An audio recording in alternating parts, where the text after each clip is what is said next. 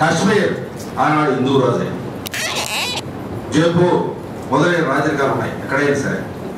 కాబట్టి వారికి అందరికి వ్యతిరేకంగా పోరాటం చేసింది అతను హిందువా ముస్లిమా అని కాదు, ఒక వ్యవస్థకు వ్యతిరేకంగా పోరాటం జరిగింది. కాబట్టి యాదృచ్ఛికంగా హైదరాబాద్ ముస్లిం గారు ముస్లిం అంటారు తప్ప ముస్లిం అయినందు వల్ల పోరాటం జరగలేదు. మరొకసారి మనం చేస్తున్నాం. తర్వాత మీరు అడిగారు ముస్లింలు పేర్లు రావట్లేదు, ఇక్కడే కాదు.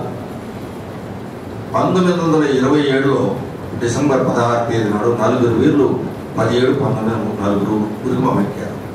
4 మతస్థులు. మీ పేర్లు తెలుసు. అష్ఫాకుల్లా ఖాన్,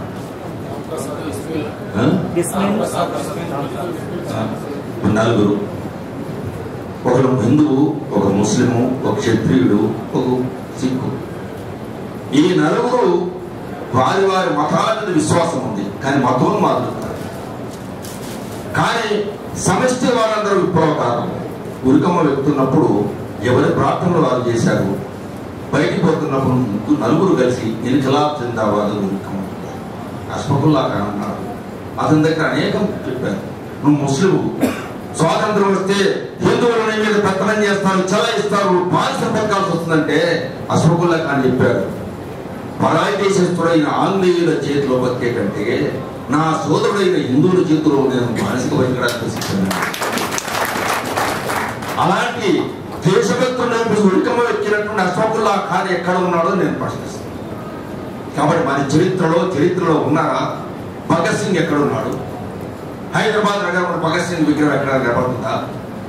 మేము భగత్ సింగ్ యువజన సంఘంలో పనిచేస్తున్నప్పుడు అదే బషీర్బాగ్ చౌరస్తాలో పిల్లలంతా కష్టపడి చేసి చిన్న విగ్రహం తయారు చేసి బషీర్బాగ్ చౌరస్తాలో పెట్టేస్తే పోలీసులు తీసుకెళ్లి కాళ్ళకు తన్నేసి ఎక్కడో పడేశారు. ఇక్కడ మాధవరెడ్డి విగ్రహం ఉందన్నమాట.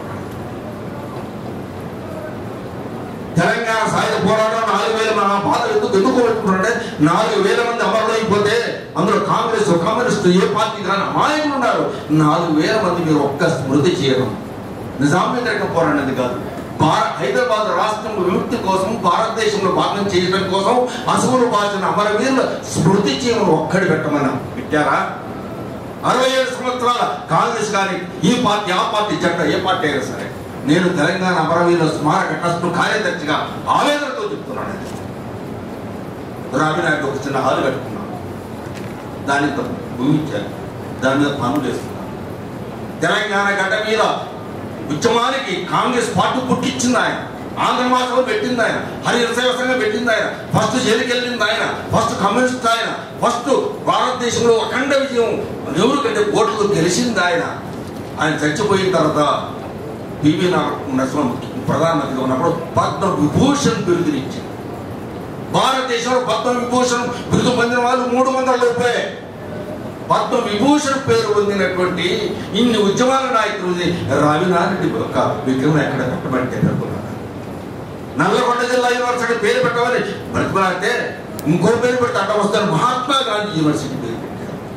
అంతకంటే దుర్మార్గం ఎక్కడ ఉంటుందా? అందువల్ల చరిత్రలో మీరు చెప్పినట్టు హిందూ ముస్లిమే కాదు, దోపిడీ వర్గం, దానికి కులం లేదు, మతం లేదు, జాతి లేదు, స్వార్థమై ఉంటుంది. వాడు హిందువా ముస్లిమా ఎవరైనా సరే ఆ కుర్చీలో కూర్చున్న వాడు వర్గ దృక్పథంతో చూస్తాడు తప్ప కుల దృక్పథం చూడు, మత దృక్పథం చూడు. ఈ మతాన్ని కూడా అప్పుడైతే వాడుకుంటారు తప్ప ప్రజల కోసం కాదని మనం చూస్తాం.